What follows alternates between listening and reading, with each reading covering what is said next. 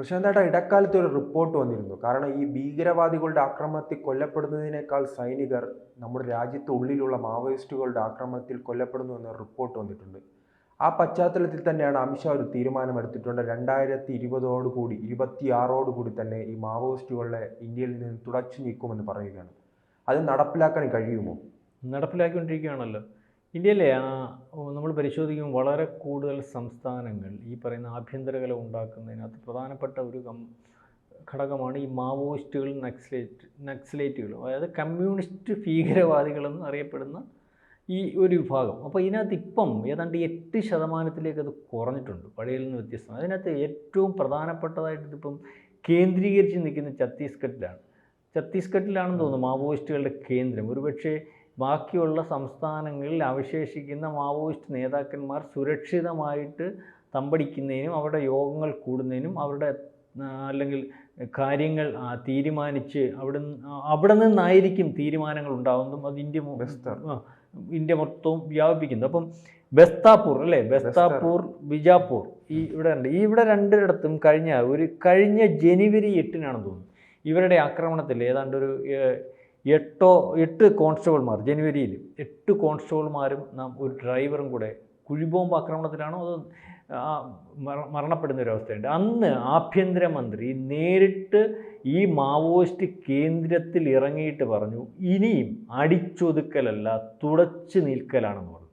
അതായത് 2026 ആകുമ്പോഴേക്കും ഇനി അവശേഷിക്കുന്ന 8% വരുന്ന ഈ മാവോയിസ്റ്റുകളും ഇന്ത്യയിലുടനീളം ഇല്ലായ്മയാകുന്ന ഒരവസ്ഥയിലേക്ക് പോകും. കാരണം ഈ ശ്രീജിത്ത് പറഞ്ഞതുപോലെ ഭീകരവാദികൾ രാജ്യം കടന്നു വരുന്ന അല്ലെങ്കിൽ മറ്റ് രാജ്യങ്ങളിലും നമ്മുടെ രാജ്യത്തിലേക്ക് കടന്നു വരുന്ന ഭീകരവാദികൾ കൊല്ലുന്നതിനെക്കാട്ടി കൂടുതൽ പോലീസ് ഉദ്യോഗസ്ഥന്മാരെയും അല്ലെങ്കിൽ CRP ഉദ്യോഗസ്ഥന്മാരെയും അതുപോലെ തന്നെ സൈനികരെയും ഒക്കെ കൊല്ലുന്നതിന് ഇന്ത്യക്കകത്ത് നിൽക്കുന്ന ഈ കമ്മ്യൂണിസ്റ്റ് ഭീകരവാദികൾ അല്ലെങ്കിൽ നക്സലേറ്റുകൾ അല്ലെങ്കിൽ മാവോയിസ്റ്റുകളൊക്കെ തയ്യാറാവുന്നു എന്നാണ് അമിത്ഷാ പറഞ്ഞത്.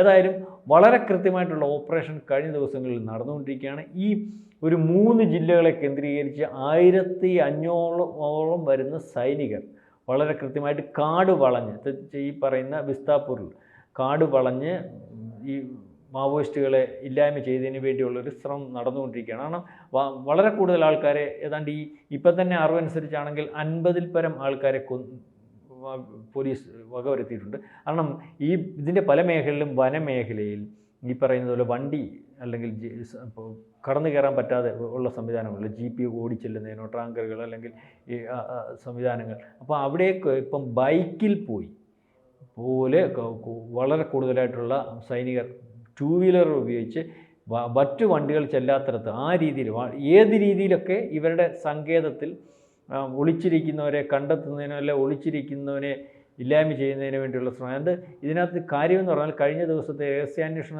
റിപ്പോർട്ട് അനുസരിച്ച് 100ഓളം വരുന്ന ഈ പറയുന്ന മാവോയിസ്റ്റുകൾ ഈ ബസ്താപൂർ ഒത്തുകൂടുന്നു. അവരുടെ പ്രധാനപ്പെട്ട മീറ്റിംഗ് നടക്കുന്നത് കൊണ്ടാണ് ഈ 1500 പട്ടാളക്കാർ കാട് വളഞ്ഞിരിക്കുന്നത്. അതിനകത്ത് 3 ജില്ലകൾ വ്യാപകമായ റെയ്ഡ് നടക്കുന്നുണ്ട്. ഹെലികോപ്റ്ററുകളൊക്കെ ഉപയോഗിക്കുന്നുണ്ട്. അപ്പം ഈ നമ്മുടെ ആഭ്യന്തരമന്ത്രിയുടെ പറച്ചിലനുസരിച്ച് ഈ പറഞ്ഞ നിമിഷം വളരെ കാലം കൊണ്ട് ഈ മാവോയിസ്റ്റ് വേട്ട കൃത്യമായിട്ട് നടന്നുകൊണ്ടിരിക്കുകയാണ്. ഒരുപക്ഷെ ഇത്രയും കഠിനമായ ഒരു തീരുമാനം ഈ പുതിയതായിട്ട് ഭരണത്തിൽ വന്നതിന് ശേഷം ആഭ്യന്തരമന്ത്രി രാജ്യസുരക്ഷയുമായിട്ട് ബന്ധപ്പെട്ട് പല കാര്യങ്ങൾ പറയുന്നതിനകത്ത് ഏറ്റവും പ്രധാനപ്പെട്ട കാര്യം രാജ്യസഭയിലും ലോകസഭയിലും ഊന്നിപ്പറഞ്ഞത് ഇന്ത്യക്കകത്തുള്ള ആഭ്യന്തര കലഹത്തിന് കാരണമായിട്ടുള്ള ഇന്ത്യ അസ്ഥിരപ്പെടുത്തുന്നതിലും അല്ലെങ്കിൽ ഇന്ത്യയുടെ വികസനത്തിന് വളരെ കൂടുതൽ ബുദ്ധിമുട്ടുണ്ടാക്കുന്നതുമായിട്ടുള്ള ഒരു വർഗ്ഗമാണ് ഇവിടുത്തെ മാവോയിസ്റ്റുകൾ, നക്സലേറ്റുകൾ.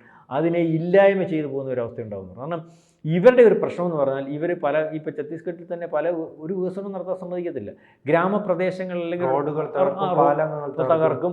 അതുപോലെ തന്നെ ഏതെങ്കിലുമൊക്കെ ഇപ്പം വേറെ രാജ്യങ്ങളിൽ ഇപ്പോൾ റിലയൻസ് പോലുള്ള പൈപ്പ് ലൈനുകൾ വരും. ഈ പൈപ്പ് ലൈനുകൾ വരുന്നവർക്ക് തടസ്സം ഉണ്ടാക്കിയിട്ട് അതിലേക്കൂടെ മാത്രമേ കൊണ്ടുവരാൻ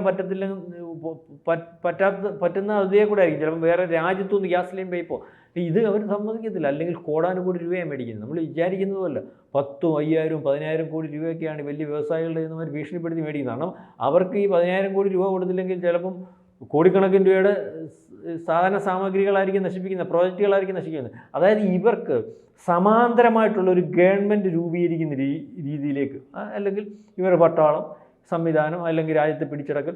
പശ്ചിമ ബംഗാളിൽ ഒരു ഘട്ടത്തിൽ, ഇപ്പോൾ അത്രയും ഉണ്ടോ എന്ന് എനിക്കറിയില്ല, 48 ഗ്രാമങ്ങൾ ഇവരുടെ കയ്യിലാണ്. എന്നിട്ട് ഈ ഗ്രാമങ്ങളിൽ, അതുപോലെ ആന്ധ്രയിലും, എന്നിട്ട് ഈ ഗ്രാമങ്ങളിൽ ചെക്ക് പോസ്റ്റ് പോലെ വെച്ചിരിക്കുകയാണ്. ഈ ഗ്രാമങ്ങളിൽ കയറി പോകണമെങ്കിൽ ഇവരുടെ ചെക്ക് പോസ്റ്റിൽ കൂടെ കയറി പോകണം.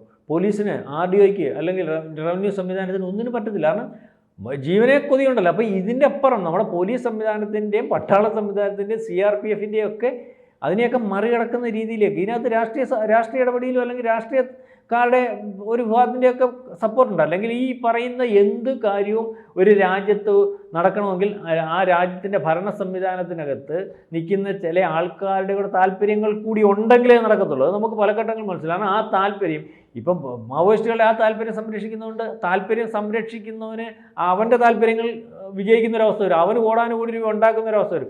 അങ്ങനത്തെ ഒരു രാജ്യത്തിൻ്റെ താല്പര്യം അല്ലാത്തൊരു താല്പര്യം സംരക്ഷിക്കുമ്പോൾ വ്യക്തിപരമായ താല്പര്യം, വ്യക്തിപരമായ ആവശ്യങ്ങൾ ഇവർ നിറവേറ്റി കൊടുക്കുന്നത് കൊണ്ടായിരിക്കുമല്ലോ ആ താല്പര്യം നിൽക്കുന്നത്. ഏതായാലും CRPFും കോബ്രയും DRG സേനയും എല്ലാം കൂടി ഒത്തുകൂടിക്കൊണ്ടുള്ള ഒരു ഓപ്പറേഷനാണ് നടന്നുകൊണ്ടിരിക്കുന്നത്. നമ്മൾ ഇതിനകത്ത് ഈ ഇല്ലായ്മ ചെയ്യും എന്ന് പറയുന്ന നേതാവിനെ അല്ലെങ്കിൽ ആഭ്യന്തരമന്ത്രിയെ, അമിത്ഷായെ, മറ്റ് പല ഘട്ടങ്ങളിൽ പല കാര്യങ്ങൾ പറഞ്ഞിട്ടുള്ള നേതാക്കന്മാരുടെ ഒരു വിഷയം വരുമ്പോൾ, ഇതുപോലെ നമ്മുടെ രാജ്യത്ത് ഈ പറയുന്നത് പോലെ മാവോയിസ്റ്റുകൾ പല ഘട്ടങ്ങളിൽ പട്ടാളക്കാരെ കൊന്നിട്ടുണ്ട്, CRPFുകാരെ കൊന്നിട്ടുണ്ട്, പോലീസ് ഉദ്യോഗസ്ഥരെ കൊന്നിട്ടുണ്ട്. ഈ സമയത്തൊക്കെ മാവോയിസ്റ്റുകളെ അടിച്ചമർത്തും എന്ന് പല നേതാക്കന്മാരും പറയും, നമ്മൾ കേട്ടിട്ടുണ്ട്. പല പാർട്ടിയുടെ ഭാഗമായിട്ട് ഇന്ന് ഭരണം നടക്കുമ്പോഴൊക്കെ നടന്നിട്ടുണ്ട്. എന്നിട്ട് ഈ പറയുന്നതല്ലാതെ ഒരു മാവോയിസ്റ്റിനെ കൊന്നതായിട്ടോ അല്ലെങ്കിൽ തലയ്ക്ക് കോടികൾ വിലയുള്ള നേതാക്കന്മാരെ കൊന്നതായിട്ടോ ഒന്നും നമ്മൾ കാണുന്നില്ല, അല്ലെങ്കിൽ കണ്ടിട്ടുമില്ല. പക്ഷേ ഇപ്പോഴത്തെ അവസ്ഥ അതല്ല. നമ്മൾ ഈ ആഭ്യന്തരമന്ത്രി എന്ന് പറയുമ്പോൾ അദ്ദേഹം ഗുജറാത്തിൻ്റെ മുഖ്യമന്ത്രിയായി അല്ലെങ്കിൽ ആഭ്യന്തരമന്ത്രിയായിട്ട് ഇരിക്കുമ്പോൾ കാലം തൊട്ടേ നമ്മൾ പരിശോധിച്ചാൽ അദ്ദേഹം ഏറ്റെടുക്കുന്ന കാര്യങ്ങൾ, ഗുജറാത്തിൽ നിരന്തരം നടന്നുകൊണ്ടിരുന്ന ആഭ്യന്തര സംഘർഷം, ഈ പറഞ്ഞതുപോലെ ഭീകരവാദികളുടെ വിളയാട്ടം, ബോംബ് സ്ഫോടനങ്ങളുടെ തുടർക്കഥയായിട്ടുള്ള സംഭവങ്ങൾ, ഈ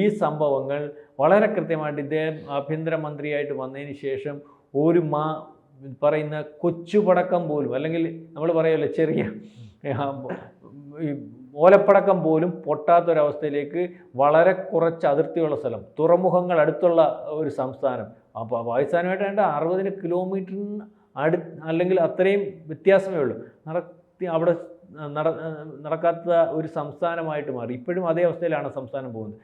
അന്ന് ഇദ്ദേഹം ആഭ്യന്തരമന്ത്രിയായിട്ടിരിക്കുമ്പോൾ ഇദ്ദേഹം എടുക്കുന്ന തീരുമാനങ്ങൾ, അവിടെ ഈ പറയുന്നത് പോലെ ഭീകരവാദികളുടെ ഭാഗമായിട്ട് നിൽക്കുന്ന ആൾക്കാർ മരണപ്പെടുന്ന ഒരവസ്ഥ, ഏറ്റുമുട്ടലിൽ മരണപ്പെടുന്ന ഒരവസ്ഥ വന്നപ്പോൾ വളരെ കൃത്യമായിട്ട് ഇവിടുത്തെ കുറേ മാധ്യമങ്ങളും അല്ലെങ്കിൽ പ്രതിപക്ഷവും വളരെ വലിയൊരു ആക്ഷേപം ഉന്നയിച്ചു. അമിത്ഷാ താല്പര്യമില്ലാത്തവരെ ഭീകരവാദികളായിട്ട് ചിത്രീകരിച്ച് കൊന്നുകളയുന്ന ഒരു അവസ്ഥയുണ്ടെന്ന് പറഞ്ഞു. പക്ഷേ അതൊന്നും അദ്ദേഹം വകവച്ചില്ല.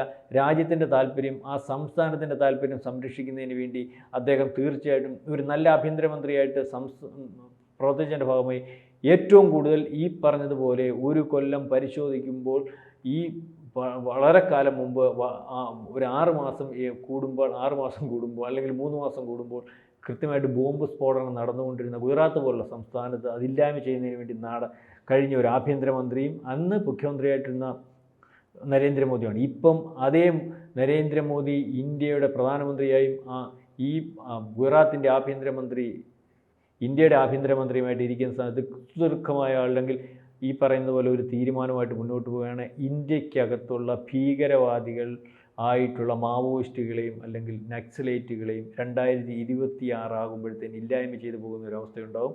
അതായത് ഈ പറയുന്ന വെളിയിൽ നിന്ന് വരുന്ന ഭീകരരെക്കാട്ട് അപകടകാരിയാണ് ഇവരുടെ അല്ലെങ്കിൽ ഇവർ പല വെളിയിൽ നിന്നുള്ള ഭീകരവാദികളുമായിട്ട് ചെങ്ങാത്തമുണ്ട്, അല്ലെങ്കിൽ രാജ്യത്തെ അസ്ഥിരപ്പെടുത്തുന്നതിന് കൂട്ടുനിൽക്കുന്ന ഒരവസ്ഥയുണ്ട്, രാജ്യത്തെ പുരോഗതിക്ക് പലവട്ടം തടസ്സം നിൽക്കുന്ന ഒരവസ്ഥയുണ്ട്.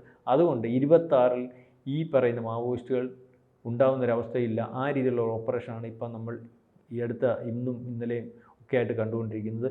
ഏതാണ്ട് മരണസംഖ്യ 100-ൽ അപ്പുറം പോയാലും അതിശയപ്പെടാനൊന്നുമില്ല. ഏതായാലും കൃത്യമായ വനം വളഞ്ഞു വെച്ചുള്ള ഒരു ഓപ്പറേഷൻ തന്നെയാണ് സംയുക്തമായിട്ട് നടന്നുകൊണ്ടിരിക്കുന്നത്. കൂടുതൽ വാർത്തകളും വിശേഷങ്ങളും നിങ്ങളിലേക്ക് എത്താൻ ABC മലയാളം സബ്സ്ക്രൈബ് ചെയ്യുക, ബെൽ ബട്ടണും അമർത്തുക.